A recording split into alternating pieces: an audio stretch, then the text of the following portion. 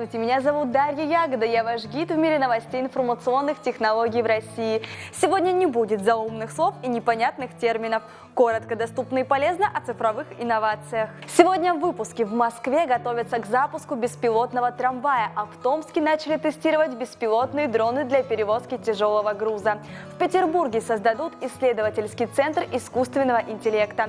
Telegram зафиксировал рекордное число регистраций пользователей на фоне сбоя Facebook. Российские студенты выиграли чемпионат мира по программированию. А как тебе такое, Илон Маск? В Москве власти совместно с Яндексом готовятся к запуску беспилотного трамвая, как сообщает телеканал «Москва-24». То есть транспорт будет самостоятельно передвигаться без водителя и вагона-вожатого. В Краснопресненском трамвайном депо сейчас готовят один из вагонов к установке умного оборудования. Сначала это будет поездка только в депо, потом по городу, но без пассажиров. Скорее всего, трамвай будет работать ночью. Рядом с водительским местом будет сидеть машинист. Как отметил заммэра по вопросам транспорта Максим Лексутов, спешить власти в этом вопросе не будут. Главное же безопасность. С сентября этого года в столице активно тестируется беспилотное такси. Отечественные специалисты встроили в автомобиль Hyundai Mobis систему автономного управления на базе Яндекса. Сегодня беспилотное Яндекс.Такси умеет соблюдать все правила дорожного движения. Так что как минимум одно преимущество перед человеком у него есть. Искусственный интеллект автомобиля может распознать пешеходов на улицах и при необходимости пропускать. Машина готова даже к нестандартным ситуациям. Она экстренно тормозит, даже если пешеход нарушает внесенные в программу правила. Интересно, а после выполнения заказа машина будет просить поставить ей хорошую оценку? Правда, на пути от тестирования к реальным заказам пассажиров пока стоят законодательные нюансы. Однако московские власти обещают, что уже к концу 2021 года беспилотные такси начнут принимать заказы в отдельных районах Москвы.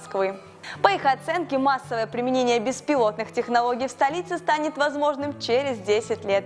Однако спешу успокоить тех, для кого работа в такси – это просто хобби. Искусственный интеллект не сможет полностью заменить человека, уж слишком дорогое это удовольствие. Однако транспорт стремится к самостоятельности не только на земле, но и на небе. В Томской области начали тестировать доставку грузов беспилотниками. Дроны весом более 30 килограммов будут использоваться для доставки тяжеловесных грузов до 1,5 тонн, аэрофотосъемки и сельскохозяйственных работ. Полетом дронов на всех стадиях будут управлять удаленные пилоты. Они должны составлять маршруты полета, устанавливать его высоту и скорость и загружать эту информацию в автопилот. В случае потери связи устройство будет переходить в автоматический режим полета. Дроны будут доставлять лекарства, продукты питания, предметы первой необходимости в отдаленные и труднодоступные места области. В будущем планируется перенести опыт беспилотной доставки грузов на всю территорию страны. Транспортировкой дронами уже заинтересовалась Почта России, так что вечные шутки про долгую доставку, возможно, в скором будущем наконец-то уйдут в прошлое, либо появятся новые отговорки работников почты о том, как ваша посылка пропала без вести в результате схватки дрона и голубя. Но спешу вас успокоить, вот уже 3 года власти и ведомства кропотливо работают над этим проектом, чтобы проверить свою готовность перейти в экстремальный правовой режим. Авиационное законодательство предъявляет большой ряд требований к тестированию воздушных беспилотников, чтобы обеспечить их безопасность.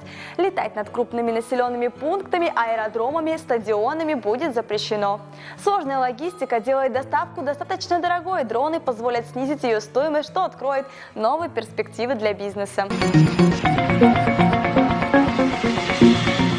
Если восстание машины с фильма «Терминатор» станет реальностью, то теперь мы будем знать, как с ним бороться. В рамках федерального проекта университет ИТМО получил более 1 миллиарда рублей на открытие исследовательского центра «Сильный искусственный интеллект в промышленности». Технологии искусственного интеллекта уже стали частью нашей жизни. Усложняющийся процесс производства требует новых решений. Промышленность – это одна из тех сфер, где использование искусственного интеллекта необходимо. Петербург – город промышленный, и открытие открытие подобного исследовательского центра имеет для нас очень большое значение, отметил губернатор Александр Беглов. Он подчеркнул, что разработки центра позволят повысить эффективность многих производств.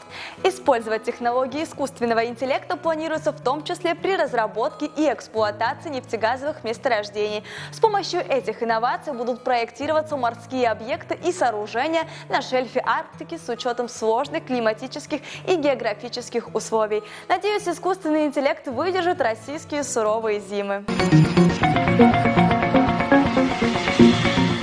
4 октября вечером случился настоящий апокалипсис по всему миру для интернет-пользователей Facebook, Instagram и WhatsApp.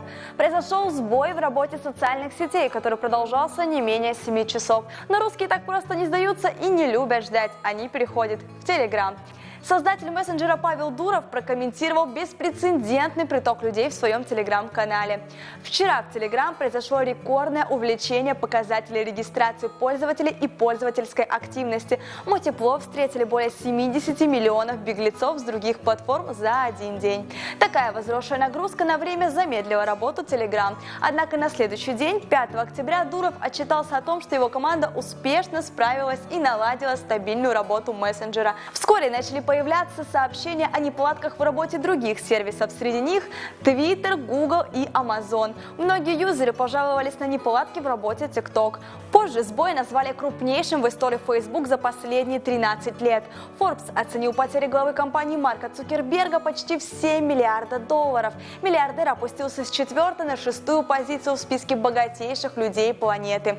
Компания официально извинилась перед всеми своими пользователями за принесенные неудобства. Facebook назвали причиной крупного сбоя неудачные изменения в конфигурации маршрутизаторов. Эти устройства координируют обмен трафиком между центрами данных. Сбой затронул работу внутренних инструментов сервиса, из-за чего быстро определить и устранить причину неполадки не получилось. А как вы пережили этот апокалипсис, делитесь в комментариях своими эмоциями.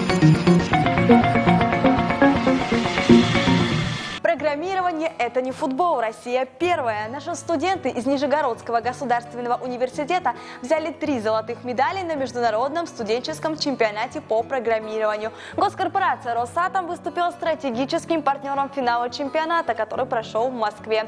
Россия победила в этом соревновании 8-й раз подряд. Призовые места присуждаются 12 командам, а чемпионство определяется по суммарному количеству очков. Российские программисты получили 3 золотых медали из 4. Третье место заняла команда Санкт-Петербургского ИТМО, а на 4-й строчке расположился столичный вуз МФТИ. 2-е место удержала команда из Южной Кореи. Так что, как говорится, не везет в футболе, повезет в программировании. На этом наш выпуск подходит к концу. Подписывайтесь на наш канал, ставьте колокольчики и будьте в теме, чтобы не принять беспилотный дрон за вторжение НЛО. А я пошла готовить для вас новую порцию новостей из мира технологий. Увидимся через неделю.